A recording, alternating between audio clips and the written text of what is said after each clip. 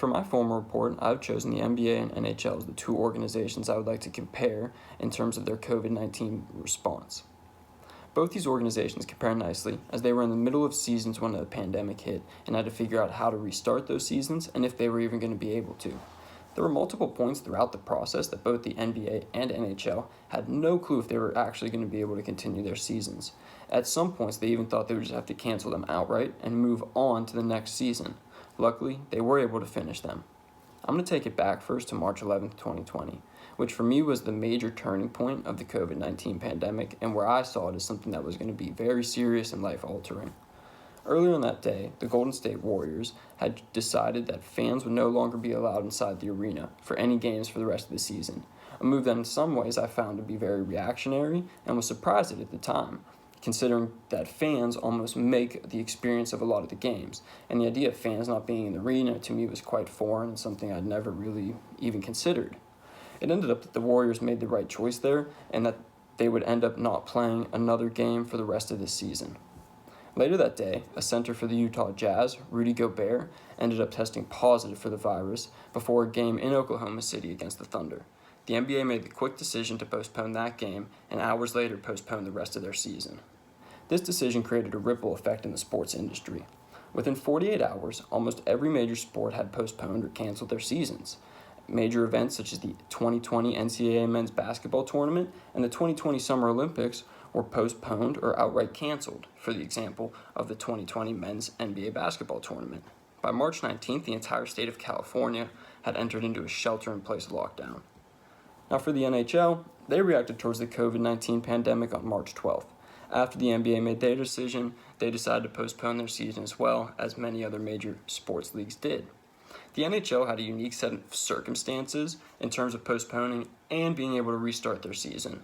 While all of our major sports leagues are somewhat international, the NHL is by far the most, having 7 teams based in Canada, with 45% of their players being from Canada, only 28% being from America, and the remaining percentage being made up of players all over the world, the majority of whom are from Europe and Russia.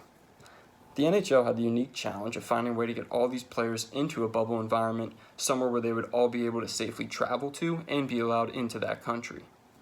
They decided to create bubbles in Edmonton and Toronto, in Canada.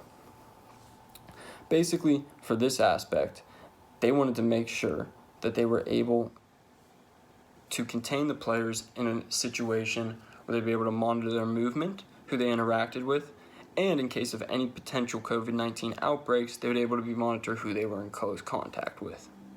Now, this was a unique situation considering they had players coming from Russia, they had players coming from almost every country in Europe, so for them to get them all into a bubble in America wasn't really realistic at the time considering our borders were somewhat up. And compared to the NBA, the NBA had a much easier time. The NBA's player base is made up of 75% Americans, the other 25% being from about 40 different countries, but in that many of those countries, it's only 1 player or 2 players here and there. And so figuring out them coming was a little easier in terms of setting up a bubble in Orlando, Florida, which is where the NBA bubble was. Now, the NBA and the NHL had begun following the initial COVID-19 guidelines of social distancing and hiding cleanliness before they initially postponed their seasons. This, however, did nothing to prevent the spread as we saw. Multiple players tested positive after they postponed the season. The spread continued. And one of the best examples that came out of this was Rudy Gobert, the first confirmed positive in the league, who days earlier had been joking about the protocols during a press conference, touching all the mics and reaching his hands out towards reporters who had been socially distanced. He wasn't taking it seriously and ended up being the first positive and became a great example as to why we have to take this virus so seriously. And then once the NBA got word of this first positive test, they quickly postponed all the remaining games. And fans and teams around the league were shocked. There's even a viral video of Mark Cuban receiving the news and being absolutely awestruck in that the entire season had been postponed just like that.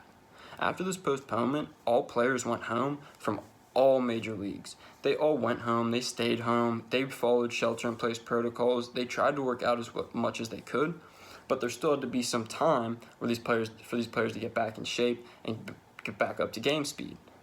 And so in order to make this happen, the NBA and NHL had the unique situation of making a bubble environment. essentially an environment where all movement was monitored, any close contact was kept track of. The NBA and NHL both utilized this bracelet technology, and this is something I would like to research more in terms of how they found the right company to use for this tracking technology that would track where players moved, where in terms of the campuses they had set up. So for the NBA in Orlando, Florida, they used the Walt Disney Sports Complex, which had 2 or 3 courts and then a series of hotels in the area, and essentially created a whole bubble environment with high security where only players were allowed in, and any movement in or out of the bubble was kept track of very closely. Now, both these bubbles had great success. Both the NHL and NBA bubbles managed to actually work, and they got through their seasons with few positive tests. At the beginning, the NBA had a few issues with players leaving the bubble, coming back in, situations like that, but overall those got solved, and by the end of the season there were no positive tests. And as with the NHL, they got through it, and I don't think they had any delays whatsoever due to the virus in the bubble. Now, I did have some questions, but since we're not doing this in class, I'm just going to skip over those and just kind of say what I was going to do with those real quick. I was going to ask questions regarding if anybody had gone to NBA or NHL games prior to the pandemic, and then asking questions if they would now. And in terms of that, I wanted to look at exactly how the NBA and NHL set up these bubble environments and what they might do in the future in terms of, are they going to make another set of bubble environments, what the consequences of that decision would be, and yeah, so that was my presentation. Thank you.